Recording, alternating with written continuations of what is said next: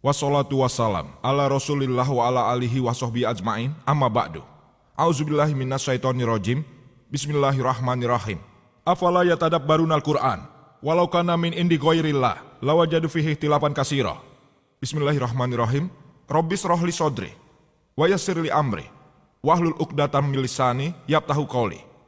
Yang terhormat Dr. William Campbell, para hadirin lainnya, tetua saya, dan saudara-saudari sekalian. Sekali lagi saya menyambut Anda sekalian dengan salam Islami. Assalamualaikum warahmatullahi wabarakatuh. Semoga berkat dan rahmat Tuhan yang Maha Besar bersama Anda semua. Dr. William Campbell hanya menyinggung 2 poin dari 22 poin yang saya buat. Hanya 2.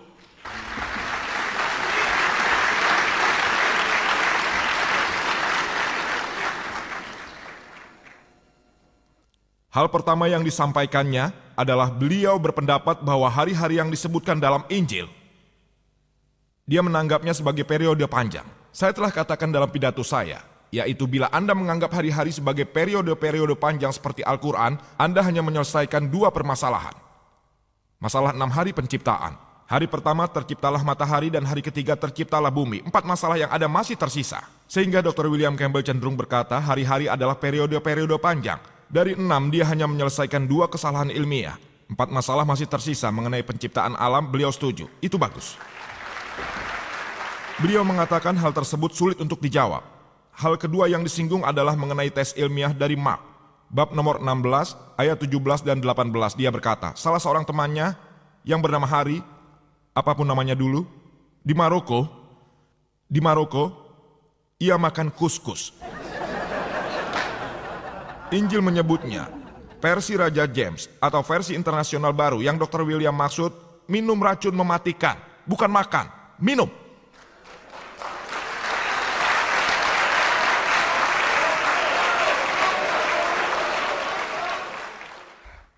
Saya tidak keberatan, bahkan bila ada seseorang makan racun mematikan juga tidak masalah. Tapi itu hanya 1 orang di Maroko. Yang saya tahu 2 miliar orang Kristen ada di dunia. Tak seorang pun yang dapat selamat. 1 dari 2 miliar orang. Saya rasa Dr. William Campbell adalah seorang penganut Kristen yang taat. Saya memintanya untuk melakukan tersebut, bukan temannya yang telah meninggal.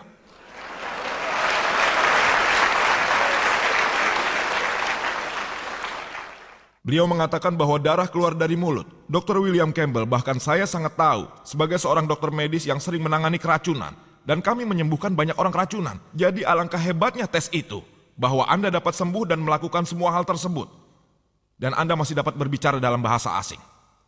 Dr. William Campbell tidak tahu bahwa dalam Injil Markus pada bab ke-16, orang-orang di sana berbicara dalam bahasa yang mereka kenal. Dan bahasa aneh. Dr. William Campbell tidak tahu bahwa ada orang India di luar sana. Tentu orang tahu Gujarati, Marathi. Bahkan saya pun tahu. Bila saya tanya Suceh, misalkan bila saya bertanya pada Anda dengan suatu bahasa tertentu, Nirkut Tamil, tidak ada jawaban. Bahasa asing Nirkut, ada orang yang tahu Tamil atau Malalayam? Ada? Ya, itu bagus. Apakah Anda seorang penganut Kristen? Tidak, saya tidak bertanya pada orang di sana. Anda seorang Muslim? Ini menjadi sebuah tes yang harus dilewati para penganut Kristen. Ada banyak orang di luar sana yang mengetahui bahasa-bahasa asing. Misalnya, what's your name? How are you? Kaifa haluka dalam bahasa Arab yang Anda ketahui. Bahasa-bahasa baru yang tidak Anda ketahui. Dan Anda telah membuktikan hal yang saya kemukakan. Tapi saya belum menemukan 1 orang pun Kristen yang lolos dari tes di hadapan saya. Tak seorang pun dari ribuan. Bahkan sekarang bertambah menjadi 1001 setelah saya bertemu dengan Dr. William Campbell. Yang hanya menyinggung 2 poin. Dr. Campbell tidak menanggapi 22 poin bahasan saya dan beliau sudah mulai berbicara mengenai ramalan.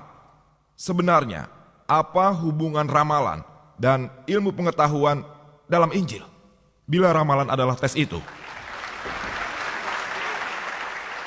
Bila ramalan tes itu, maka buku Nostradamus seharusnya menjadi buku terbaik. Menjadi buku terbaik yang disebut firman Tuhan. Itu benar.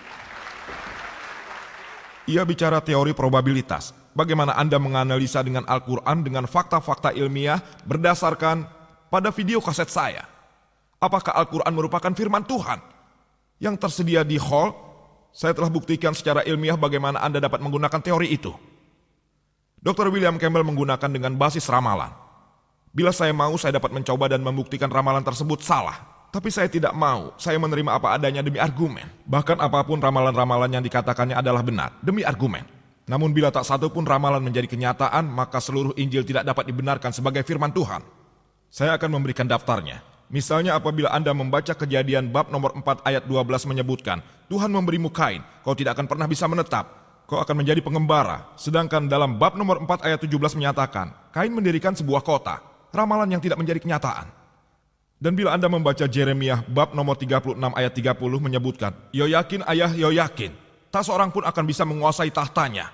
Tahta David, tak seorang pun bisa menguasainya. Apabila Anda membaca Raja-Raja 2 bab nomor 24 ayat 6, menyebutkan bahwa Yoyakin setelah ia meninggal, kemudian Yoyakin menggantikan menjadi raja. Ramalan yang tidak menjadi kenyataan, satu bukti untuk membuktikan bahwa Injil bukan firman Tuhan, ada bukti lain. Jika Anda membaca Yehezkiel bab nomor 26 menyebutkan, Nebukadnezar akan menghancurkan Tyre. Kita kemudian tahu bahwa Alexander Agung adalah orang yang menghancurkan Tyre, ramalan yang tidak menjadi kenyataan. Yesaya bab nomor 7 ayat 14 menyebutkan, meramalkan tentang kedatangan seseorang yang akan lahir dari seorang perawan, namanya adalah Immanuel. Mereka menyebutnya orang Kristen mengacu pada Yesus Kristus yang lahir dari seorang perawan. Kata dalam bahasa Yunani yang ditemukan adalah amlah, yang berarti bukan seorang perawan. Seorang perempuan muda. Kata perawan dalam bahasa Yunani adalah baitullah, yang ternyata tidak ditemukan dalam Injil. Tapi bila Anda setuju, itu tidak masalah buat kami. Disebutkan pula ia dipanggil Immanuel. Tidak ada dalam Injil yang menyebut bahwa Yesus Kristus dipanggil sebagai Immanuel, ramalan yang tidak terbukti. Saya dapat memberikan lagi banyak bukti yang tidak memberikan kenyataan. Saya telah memberikan beberapa di antara bukti-bukti tersebut berdasarkan teori Anda, teori probabilitas atau peluang, bahwa Injil bukan firman Tuhan.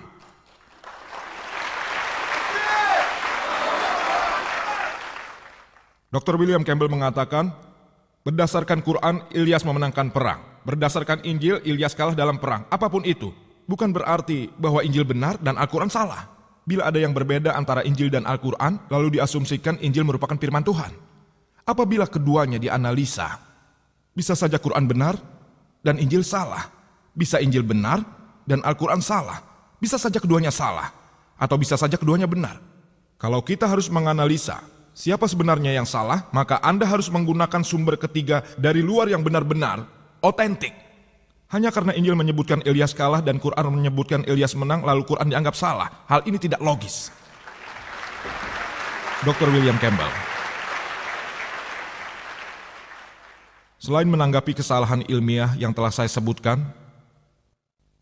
saya akan bahas hal-hal yang tidak bisa dijelaskan karena kurangnya waktu. Ada sekitar 6 atau 7 poin yang beliau singgung dalam pidatonya yang insya Allah akan saya beri tanggapan. Beliau berkata bahwa Quran menyebutkan, menurut saya, dan beliau menunjukkan kaset rekaman saya berdasarkan saudara Sabri Ali, bahwa cahaya bulan adalah cahaya pantulan, dan beliau bilang tidak seperti itu. Saya akan mengutip lagi, bahwa Al-Quran menyebutkan dalam surat Furqan 25 ayat 61, bahwa Maha Suci Allah yang menjadikan langit di gugusan bintang-bintang, dan Dia menjadikan juga padanya matahari dan bulan yang bercahaya. Munir dalam bahasa Arab digunakan untuk bulan adalah kamar, yang dideskripsikan sebagai munir atau nur yang berarti pantulan cahaya. Kata dalam bahasa Arab yang digunakan untuk matahari adalah syam, yang selalu dideskripsikan sebagai wahad. Dia yang berarti obor yang bersinar. Sebuah cahaya kemenangan.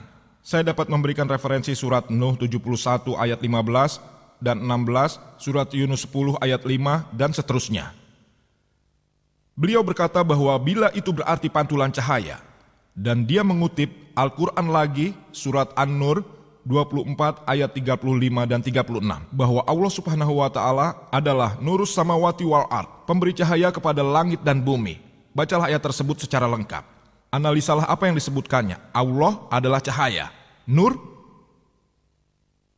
disebutkan Allah adalah pemberi cahaya kepada langit dan bumi. Ini merupakan sebuah perumpamaan. Sebuah relung yang di dalamnya ada terdapat sebuah lampu. Kata itu ada di sana. Jadi Allah telah memiliki cahaya sendiri dan bahkan pantulan cahaya. Seperti pada saat Anda melihat lampu halogen. Di dalam lampu seperti sebuah sirat, tetapi reflektornya seperti rembulan yang memantulkan cahaya. Lampu tersebut tabungnya memiliki cahaya sendiri, tetapi reflektor lampu halogen memantulkan cahaya. Sehingga kedua komponen